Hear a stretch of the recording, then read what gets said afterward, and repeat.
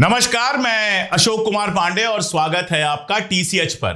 गिरिराज सिंह पर चलूं, कल के तमाशे पर चलूं, उससे पहले एक जरूरी खबर आपको यह बता दूं कि हिमंता बिस्वा शर्मा, वो जो बंदूक वाला वीडियो था जो मुसलमानों पे निशाना बना रहे थे, उस मामले में बहुत बुरी तरह से फंसते हुए नजर आ रहे हैं।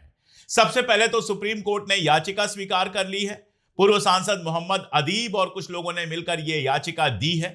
और सिर्फ इतना ही नहीं हुआ है, मैंने कहा था, जो लोग मेरे वीडियो देखते हैं उनको याद होगा कि ऐसे समय पर यह वीडियो आना जब प्रधानमंत्री एक मुस्लिम देश मलेशिया की यात्रा पर गए हैं, मोदी के लिए भी दिक्कत पैदा कर सकता है अगर वहां उनको कोई यह वीडियो दिखा देगा कि देखिए आपके देश में मुसलमानों के खिलाफ ऐसे वीडियो बन रहे हैं, तो उनकी क्या हालत होगी। और ऐसा लगता है ऐसा ही कुछ हुआ है मिडिल ईस्ट में और मलेशिया में सवाल उठे हैं। आप जानते हैं अल जजीरा पूरे मिडिल ईस्ट में देखा जाता है।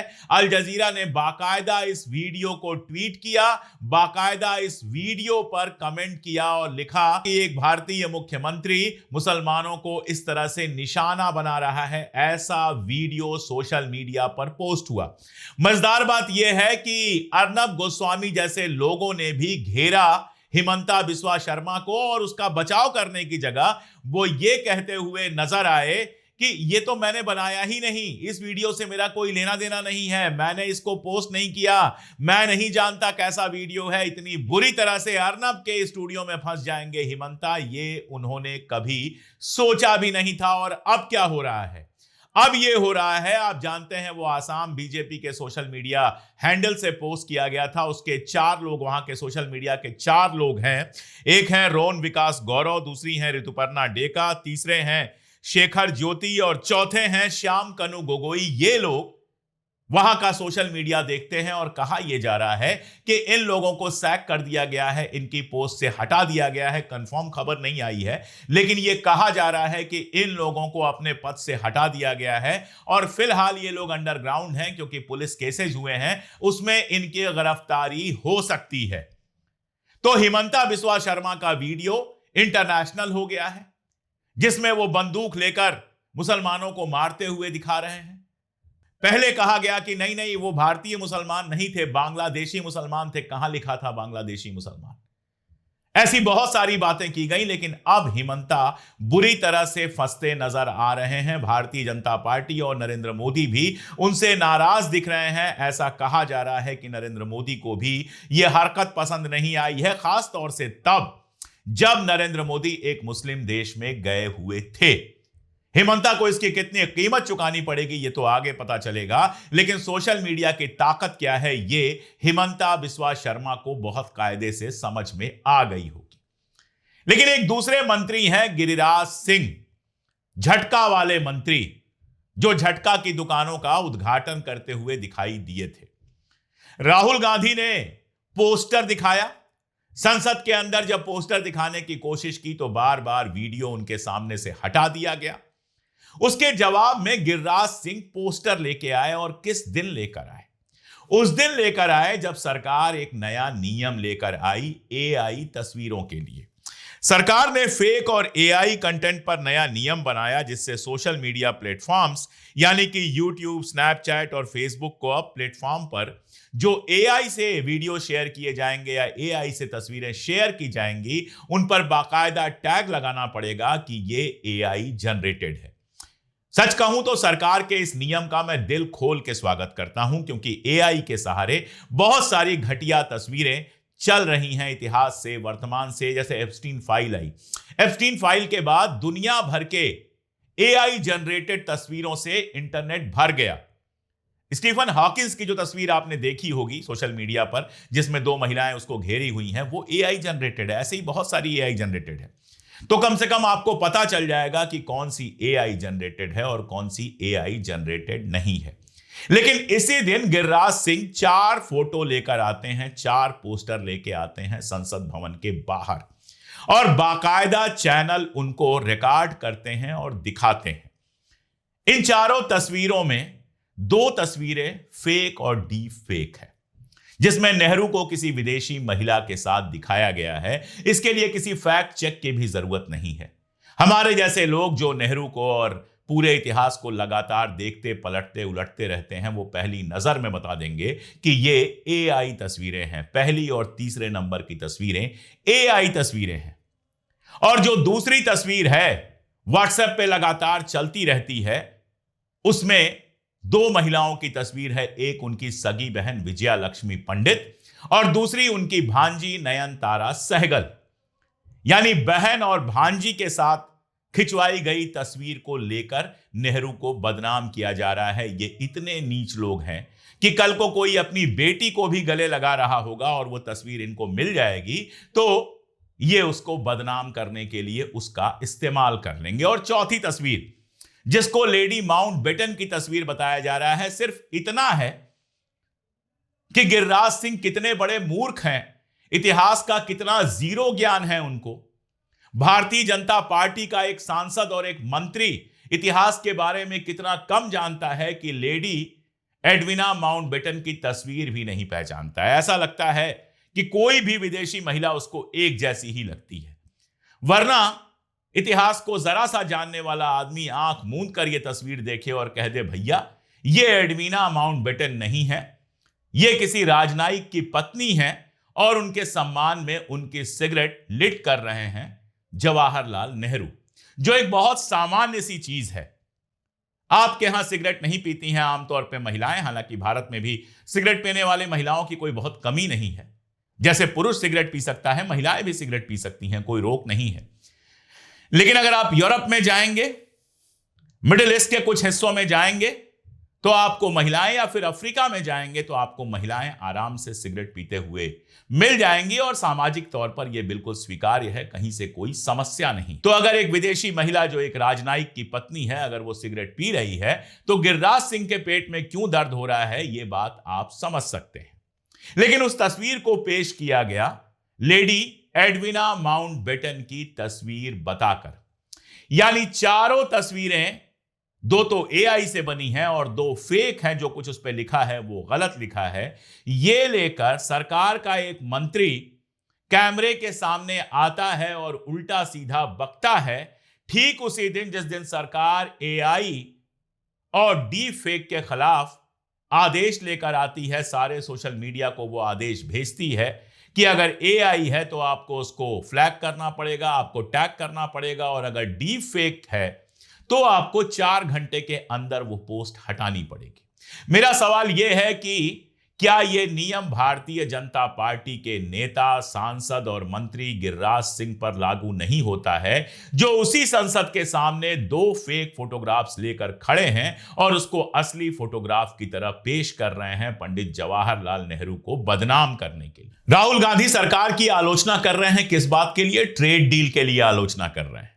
जनरल नरवाने की किताब के लिए आलोचना कर रहे हैं। अंग्रेजी की किताब जिनको पढ़ने की आदत होगी वो जानते होंगे कि कई बार शुरू में और बाद में कई पन्ने छोड़ दिए जाते हैं और लिखा जाता है लेफ्ट इंटेंशनली ब्लैंक, ताकि अगर किसी को कोई नोट्स वगैरह लेने हो किताब पर तो वही ले सके। तो राहुल गांधी जिस समय वो किताब दिखा रहे थे, जाहिर है शुरुआत में खाली पन्ने थे। 7 सेकंड का एक वीडियो बनाया गया जिसमें सिर्फ वो खाली पन्ने दिखे और कहा गया कि राहुल गांधी एक फेक किताब लेकर आए थे, जबकि उसके तुरंत बाद पन्नों वाली किताब आपको दिख जाती है। इन सब चीजों का राहुल गांधी संसद के अंदर विरोध कर रहे हैं। जाहिर है सत्ता पक्ष के पास कोई जवाब तो है नहीं। ओम बिरला ने जिस तरह का व्यवहार किया संसद के अंदर, सबने देखा कि किस तरह राहुल गांधी को लगातार बोलने से रोका गया। ओम बिरला के खिलाफ अब अविश्वास प्रस्ताव भी आ गया है। पूरा विपक्ष ओम बिरला के खिलाफ अविश्वास प्रस्ताव लेकर आया है और जब तक यह अविश्वास प्रस्ताव पर कोई निर्णय नहीं हो जाता, ओम बिरला संसद के अंदर आ नहीं सकते। ऐसा नहीं है कि ओम बिरला हार जाएंगे। जाहिर तौर पर सरकार के पास बहुमत है, पूर्ण बहुमत है अपने सहयोगियों के साथ, तो ओम बिरला की कुर्सी बची रहेगी। लेकिन इतिहास में दर्ज हो जाएगा कि ओम बिरला के व्यवहार की वजह से उनके खिलाफ विपक्ष जो है वो अविश्वास प्रस्ताव लेकर आया था। तो राहुल गांधी के सवालों का जब जवाब नहीं है तो कभी संसद के अंदर किताबें लहराई जाती हैं और नेहरू का नाम लिया जाता है, कभी संसद के बाहर पोस्टर लहराया जाता है और नेहरू का नाम लिया जाता है, और वो भी फर्जी पोस्टर। किताबें भी लगभग फर्जी ही हैं। सोनिया गांधी की एक जीवनी की बात हुई और कहा गया उसमें बहुत मसालेदार गरम गरम चीजें हैं। जब मैंने उस पूरी जीवनी को पढ़ा तो पता यह चला उसमें कुछ भी नहीं है। आप भी पढ़ लीजिए, बड़ी आसानी से उपलब्ध है, कोई दिक्कत नहीं है। रेड सारी नाम है इसका, बड़ी आसानी से मार्केट में उपलब्ध है, खरीद के पढ़ लीजिए।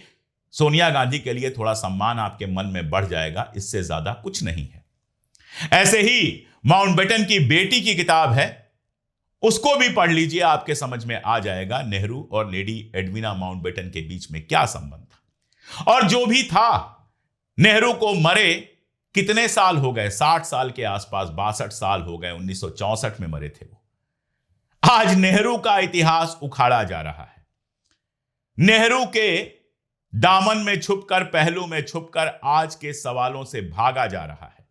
आज के सवाल यह है कि ट्रेड डील में रूस से तेल खरीदना बंद करने का मामला कैसे आया?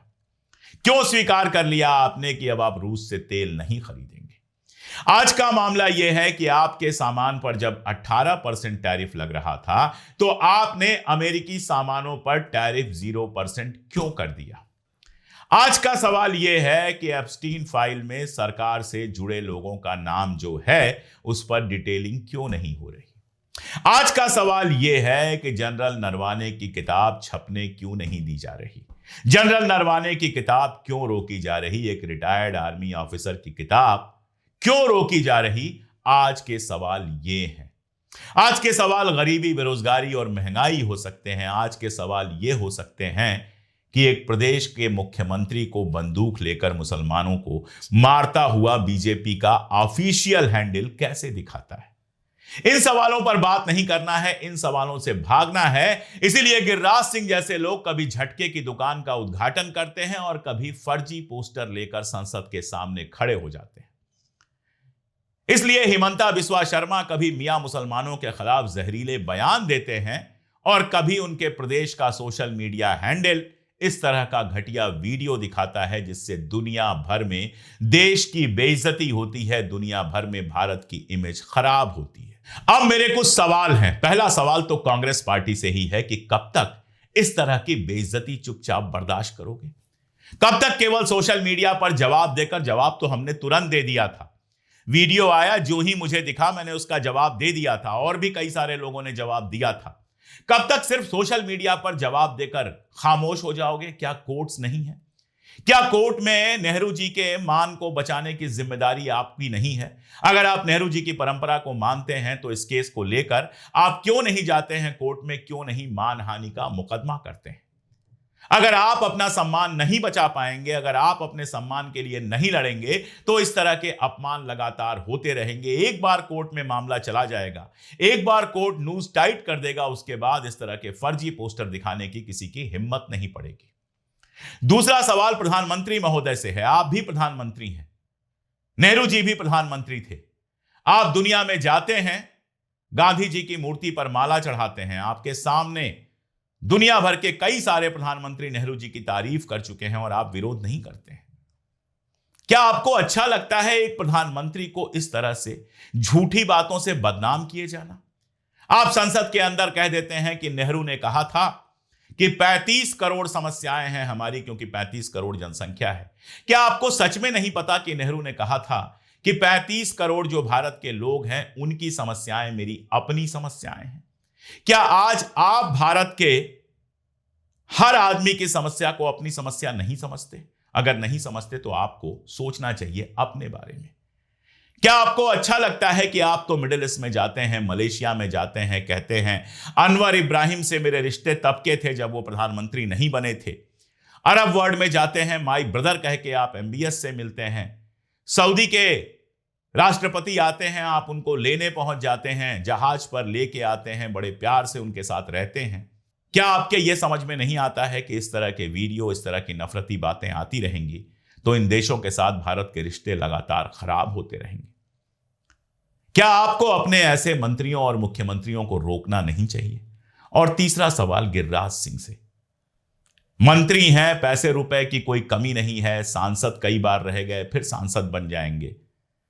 क्यों इतिहास में अपना नाम एक झूठे और बदतमीज आदमी के रूप में लिखवाना चाहते हैं? आपके बच्चे, आपके परिवार के लोग भी ये देखते होंगे, उनको भी ये दिखता होगा कि आप झूठी तस्वीरें लेकर जा रहे हैं। जरा सी तो शर्म कीजिए। नेहरू से पॉलिटिकल विरोध अलग मामला है, राहुल गांधी से पॉलिटिकल विरोध अलग मामला है, लेकिन पॉलिटिकल विरोध में आप इतना नीचे चले जाएंगे कि एआई की तस्वीरें और घटिया बातें लिखेंगे। इतिहास सब दर्ज करता है। कोशिश कीजिए कि कल आपको याद किया जाए तो कुछ सम्मान की भी बातें हों, केवल ये झटका और पोस्टर ना रह जाए। खैर, दोनों घटनाएं मजेदार हैं। देखना है कि सरकार गिरिराज सिंह के ऊपर कोई कार्रवाई करती है कि नहीं करती है। मुझे कोई उम्मीद नहीं है, अगर आपको उम्मीद हो तो कमेंट में बताइएगा। देखना यह भी है कि कांग्रेस कोर्ट में जाती है कि नहीं इस मुद्दे पर, मुझे कोई उम्मीद नहीं है, अगर आपको हो तो बताइएगा। और देखना यह भी है कि असम के मुख्यमंत्री को बुलाकर मोदी जी टाइट करते हैं या नहीं टाइट करते हैं, इसकी मुझे पूरी उम्मीद है। आप क्या सोचते हैं जरूर बताइएगा। आज के लिए इतना ही, बहुत शुक्रिया।